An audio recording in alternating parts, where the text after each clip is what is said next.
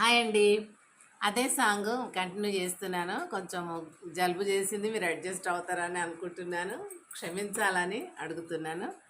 హరుదాస్ high కహి కీరతన్ కహి రాముదున్ కహి ఆవహన్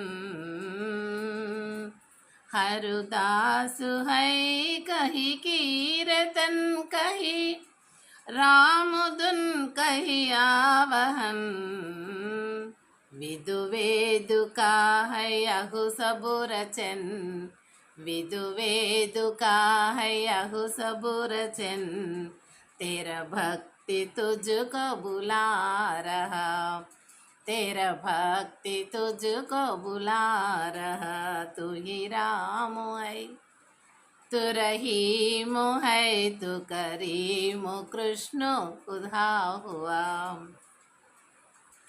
विद्वेष जाति के वेद से हमें मुक्त कर दो परम पिता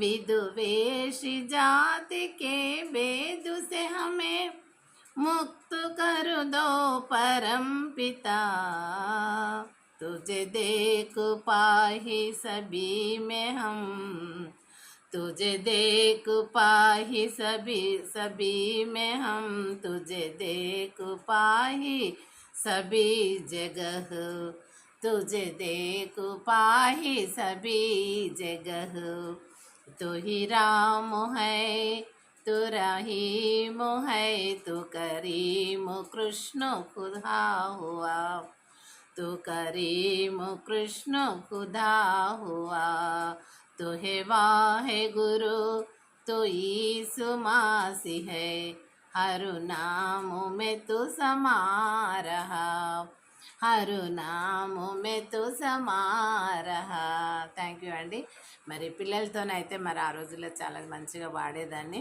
ఇప్పుడు ఇక రాను రాను కొంచెము గొంతు వేరుగా ఉంటుంది కదండి. కానీ పిల్లలకైతే మనము ఈ స్టైలు ఈ రకంగా వాళ్ళకి కావాల్సింది భావము, ట్యూను. మనమంటే ఏజ్ని బట్టి ఇలా పాడతాం, కానీ పిల్లలకు మనం ఈ పాట నేర్పిస్తే వాళ్ళు చక్కని రాగంతో పాడతారండి, ఒరిజినల్ రాగంతో పాడతారు. ఇప్పుడు మనకు ఆ ఏజ్ అయిపోయింది కాబట్టి కొంచెం ఇలా ఉంటుంది. పిల్లలలో మాత్రం లోపం ఉండదండి, వాళ్ళ లేత స్వరాలు చక్కగా ఉంటాయి. కాబట్టి ఇలా ప్యాట్రియాటిక్ సాంగ్స్ మనం పిల్లలకు చెప్పడం వలన అన్ని కులాలు అన్ని మతాలు దేవుని దృష్టిలో ఒకటే. సృష్టికర్త ఒకడే ఉంటాడు, కానీ 10 మందికి 10 కులాలకు 10 మతాలకు 10 సృష్టికర్తలు లేరు కదండి. కాబట్టి అందరికీ ఒకటే